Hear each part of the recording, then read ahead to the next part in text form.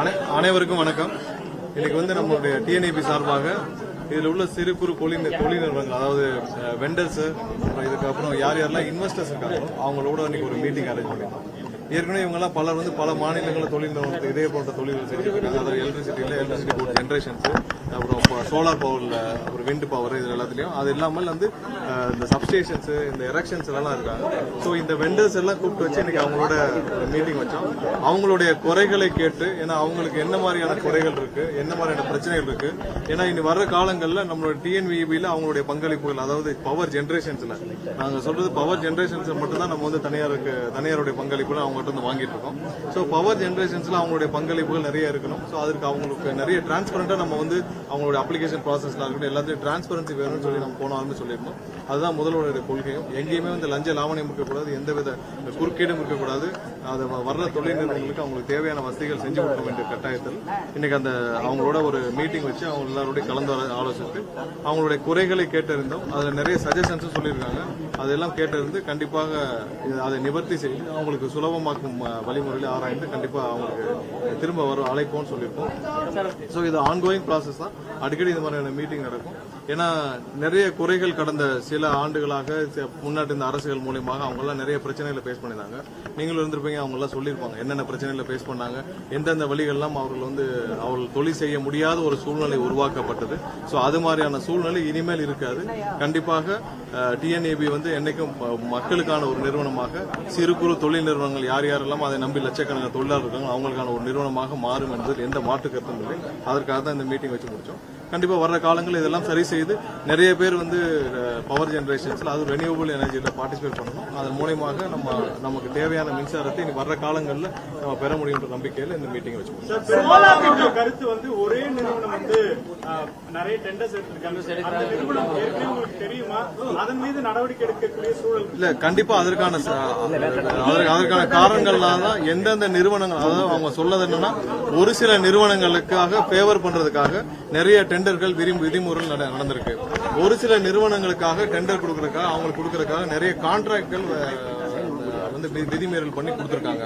அதற்கான ஆதாரங்களையும் எங்களிடம் ஒரு சில பேர் கொடுத்திருக்காங்க. அது இன்னும் பார்க்கல, ஏன்னா சீல்டு கவர்ல கொடுத்திருக்காங்க. அவங்களுடைய மொத்த குறைகளும் பாத்தீங்கன்னா, ஒரு சில கம்பெனிஸ் இப்பவும் பாத்தீங்கன்னா அவங்களுடைய கான்ட்ராக்ட், அதாவது டிஎன்இபி செய்ய வேண்டிய வேலைகளையும் அந்த தனி நிறுவனங்களுக்கு கான்ட்ராக்டா கொடுத்து அவங்கள வேலை செய்ய வேண்டிய நிலையில தள்ளியிருக்காங்க. சோ அந்த தனிய நிறுவனங்கள் பயன்பெறும் வகையில் அவங்க சொல்றதெல்லாம் ஒரே நிறுவனங்கள், ஒரே நபர், ஒரு சில நபர்களை பற்றி நம்மளும் அவங்க யாரை பத்தி பேசிட்டு இருக்கோம் தெரியும். சோ அந்த ஒரு சில நபர்கள் தலையீடால் தான் இவ்வளவு பெரிய இந்த நிறுவனம் இவ்வளவு பெரிய ஒரு இழப்பை சந்திச்சதுன்னு சொல்லி அவங்க எல்லாருடைய குறைகளும் சொன்னாங்க. சோ அவங்க நிறைய பேர் ஓப்பனாவும் சொன்னாங்க. ஒரு சில நபர்கள் புரோக்கராக இருந்து அவங்களே பிளே ஆஷ் வாங்குறதுல இருக்கட்டும், இல்ல அவங்க அப்ளிகேஷன்ல தலையீடுகளாகட்டும், எல்லா அப்ளிகேஷனும் ஒரு சில நபர்கள் வழியாக போய் கமிஷன் வாங்கிட்டு தான் வருது. அது இல்லாம ஒரு சில நிறுவனங்களுக்கு மட்டுமே கொடுக்கும் அளவிற்காக டெண்டருடைய பாலிசிஸ் எல்லாம் மாத்திருக்கேன். அதனாலதான் கடந்த வாரம் நம்ம அனைத்து டெண்டர்களையும் நிறுத்தி வச்சதற்கான காரணம் டெண்டர் பாலிசிஸை நம்ம ரீவாலிடேஷன் பண்ண வேண்டிய கட்டாயத்தில் இருக்கிறோம். ஏன்னா எல்லாருடைய கவலையும் என்னன்னா 2.5 லட்சம் கோடி கடன் இருக்கு.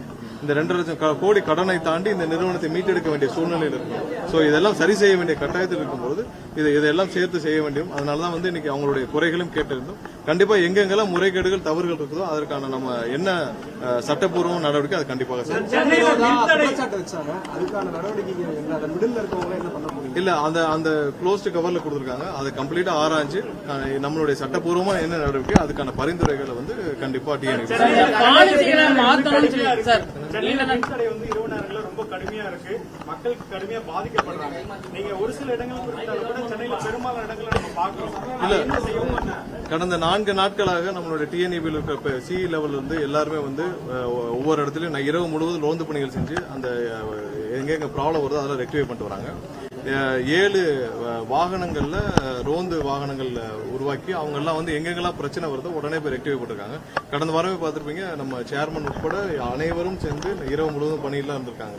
சோ கண்டிப்பா முழு வீச்சில் இதை ரெக்டிஃபை பண்ற வேலைகள் இருக்கு. ஏன்னா உங்களுக்கு எல்லாம் தெரியும், இதெல்லாம் பழைய டிரான்ஸ்ஃபார்மர்ஸ், பழைய லெகசி டிரான்ஸ்ஃபார்மர்ஸ், கேபிள்ஸ் எல்லாம் இருக்கு.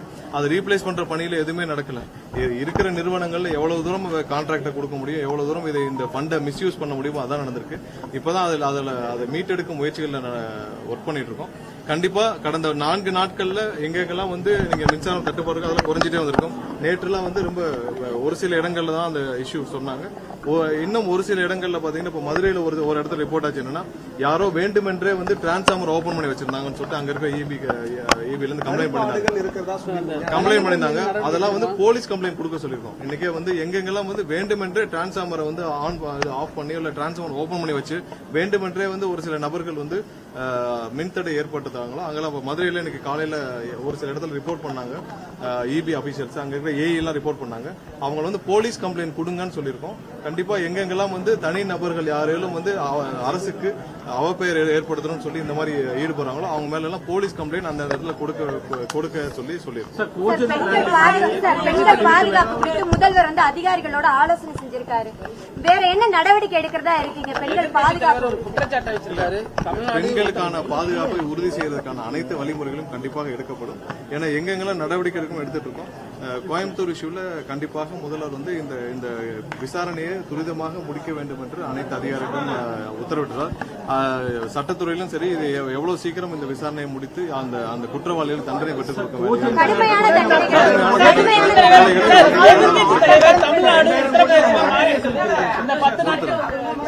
தலைவர் இன்றைக்கு ஒரு குற்றச்சாட்டை வச்சிருக்காரு. தமிழ்நாடு உத்தரப்பிரதேசமாக மாறிவிட்டது இந்த 10 நாட்கள்ல அப்படிங்கிற ஒரு குற்றச்சாட்டை முன் வச்சிருக்காரு. அதிக பாலியல் வன்கொடுமைகள் கொலைகள் நடந்திருக்கு அப்படின்னு இல்ல எங்கெங்கெல்லாம் வந்து தவறு நடக்குதோ கண்டிப்பாக அவர்கள் சட்டப்பூர்வ நடவடிக்கை முதல்வர் ஆல்ரெடி உத்தரவிட்டிருக்கிறார். இன்னைக்கு அதிகாரிகளோட முதல்வர் ஆலோசிச்சு கடும் நடவடிக்கை எடுக்க சொல்லி உத்தரவிட்டிருக்கிறார். எங்கெங்கெல்லாம் கொலைகள் இப்ப மதுரையில இன்னைக்கு காலையில ஒரு மர்டர் கேஸ் ஆச்சு. அது என்னன்னா அவங்க 2 பேருக்குள்ள தனிப்பட்ட தகராறு.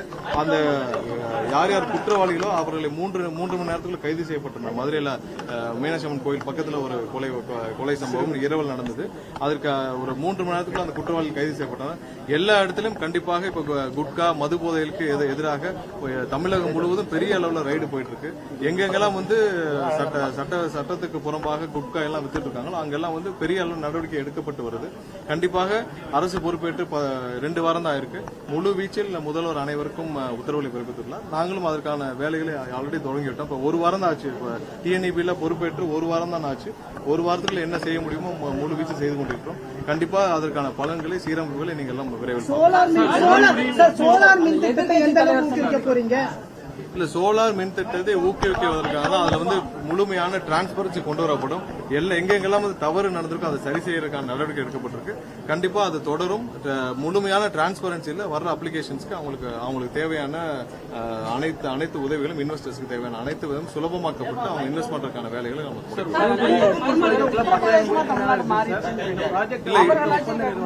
எதிர்கட்சி தலைவர் முதல்ல அவர் வீட்டில இருந்து வெளியே வரணும். உதயநிதி வந்து வீட்டில இருந்து வெளியில வரணும். வெளியில வந்து என்ன நடக்குதுன்னு பாக்கணும். அவர் இன்னும் அவருடைய தந்தை தலைமையிலான ஆட்சி இருக்கிற மாதிரி நினைச்சிட்டு இருக்காரு போல இருக்கு. இது முற்றிலும் தமிழக மக்கள் அனைவரும் சேர்ந்து அளித்த ஒரு தீர்ப்பு.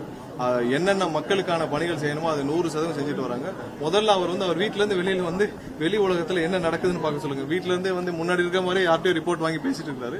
முதல்ல வீட்டுல இருந்து வெளியில வந்து உதயநிதிக்கு இங்க என்ன நடக்குதுன்னு பாத்துட்டு பேசினா நல்லா இருக்கும். இன்ஸ்டாகிராம்ல தான் ஆட்சிக்கு வந்தாங்கன்னு சொல்றாங்க. ஆனா வந்து அவங்க கூட்டம் நடத்தும் பொழுது டிஎம்கே என்ன பண்றாங்கன்னா நம்மள தனித்த இன்ஃப்ளூயன்சரா மாறணும்னு சொல்றாங்க. கடைக்கோடி ஒவ்வொரு கிராமத்திலயும் மக்கள் வாக்களிச்சிருக்காங்க. இதுல குளத்தூர்லயும் மக்கள் வாக்களிச்சிருக்காங்க. குளத்தூர்லயும் எல்லா இடத்துலயும் இவர்கள் செய்த தவறு திமுக என்னென்ன தவறு செஞ்சுச்சோ அதுக்கு எதிராக தான் மக்கள் வாக்களிச்சிருக்காங்க. எங்கேயும் இன்ஸ்டாகிராம்ல ஓட்டு நடக்கல. களத்துல பூத்துல வந்து ஒவ்வொரு இடத்துலயும் பூத்துல வந்து மக்கள் வாக்களிச்சிருக்காங்க. இவர்கள் என்ன தவறு செய்தார்களோ அதற்கான தீர்ப்பு தான் மக்கள் கொடுத்திருக்காங்க. அவருக்கு அது என்ன வேணாலும் சப்பக்கட்டு கட்டலாம். மற்றொன்று நன்றி.